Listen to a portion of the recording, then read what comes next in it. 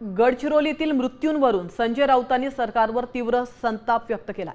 मंत्र्यांच्या घरात साप विंचू सोडा मग मृत्यूचं भय कळेल अशी जहरी टीका करत त्यांनी प्रशासनाच्या निष्क्रियतेवर प्रश्नचिन्ह उपस्थित केलेत आणि आदिवासींच्या सुरक्षेसाठी तातडीच्या उपाययोजनांची मागणी केली आहे। काँग्रेस संस्थाचालकांनी आश्रमशाळा त्यांना जाब विचारा असा पलटवार भाजपने केलेला आहे।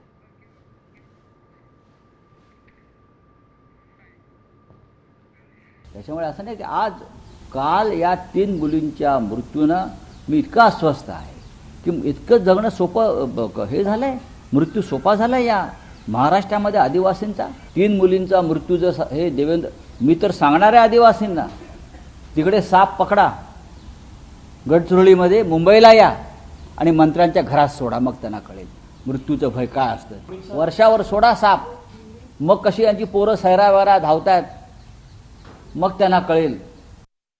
आता संजय राऊत काँग्रेसच्या नेत्यांच्या घरी जाऊन साप सोडणार आहेत का? संजय राऊत हर्षवर्धन सपकाळांच्या घरी जाऊन साप सोडणार आहेत का?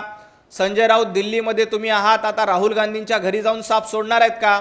मंत्र्यांच्या बंगल्यावर आणि मुख्यमंत्र्यांच्या बंगल्यावर साप सोडण्याची मागणी करण्यापेक्षा किंवा तसं आव्हान करण्यापेक्षा संजय राऊत याला जबाबदार असलेले काँग्रेसचे नेते मारोतराव कोवासे आहेत, त्यांच्या घरी साप सोडण्याची मागणी संजय राऊत करणार आहेत का? तसं आव्हान ते करणार आहेत का?